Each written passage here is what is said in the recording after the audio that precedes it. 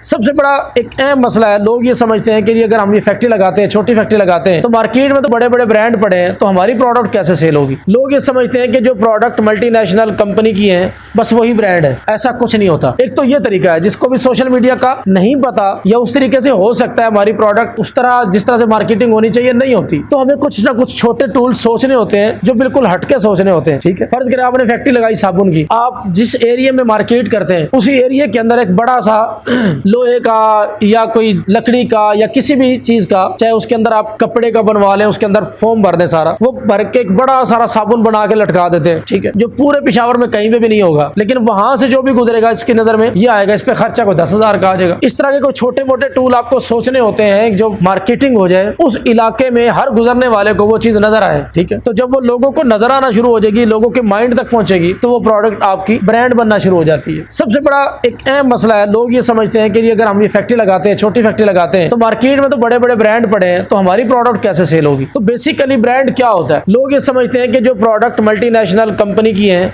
बस वही ब्रांड है। ऐसा कुछ नहीं होता। आज आपने फैक्ट्री लगाई, आपने ये प्रोडक्ट मुझे बेची, मैंने इसको इस्तेमाल किया, मुझे पसंद आई, तो आज आपकी प्रोडक्ट मेरे एक आदमी के लिए ब्रांड बन चुकी है। जब आप दूसरे बंदे को बेचेंगे 2 बंदों के लिए होगी। इसी तरीके से आप 100 बंदों को बेच लेंगे तो वो 100 बंदों का ब्रांड बन जाएगा। आप अपने इलाके में 1000 बंदों को बेच लेते हो तो 1000 बंदों का वो ब्रांड बन जाता है। जैसे जैसे आप मेहनत करते चले जाते हो, जितने लोग इसको इस्तेमाल करना शुरू कर देंगे उतने लोगों के लिए वो ब्रांड बन जाता है। तो बेसिकली ब्रांड कोई ऐसी कोई वो चीज नहीं होती जिससे हम सोच रहे होते हैं कि ब्रांड होना चाहिए, ब्रांड होना चाहिए। भाई ब्रांड आज आप पहले ही दिन से बना सकते हो। अपनी प्रोडक्ट को पहले ही दिन से अपने घर का तो ब्रांड बनाए, फिर आप पड़ोसियों का ब्रांड बना दे, फिर उसके बाद मोहल्ले का पूरे का ब्रांड बना दे, पूरी सोसाइटी का बना दे, पूरे शहर का बना दे। ये टाइम लगता है। ठीक है, जिस तरह मार्केट में चलते जाएंगे उस तरीके से आपका प्रोडक्ट ब्रांड बनता जाएगा। ठीक है, यानी मार्केटिंग पे जो हो सकता है आपने करना है। ठीक है, कोई बड़े बड़े इश्तिहार आप लगा देते हैं, दुकानदारों को कोई ऐसी स्कीम दे देते हैं कि दुकानदार उसकी वहां पे कोई पब्लिसिटी इस तरीके से करते हैं। यानी आप मार्केटिंग कोई स्ट्रेटेजी कोई ना कोई नहीं लाएंगे जो सस्ती हो। ठीक है, जैसे अभी पिछले दिनों आपने तरबूज की वो देखी है, वहीं पे 10 ट्रक खड़े होते हैं तरबूज बेचने वाले, लेकिन एक आदमी पीछे ताड़ियां बजवा के लाले लाले करवा रहा है। तो उसकी एक वो मार्केटिंग स्ट्रेटेजी थी, लगा तो कुछ नहीं ना, 3 आदमी को उसने 100 200 रुपए दिहाड़ी दे दी होगी। ठीक, और वहां से उसकी मार्केटिंग होगी। तो बेसिकली मार्केटिंग कोई ना कोई टूल लेना होता है। यानी एक मोची है, बाकी सारे मोची मार्केट में बैठे होते हैं, लेकिन एक बोर्ड लगा देता है लिख के साथ ही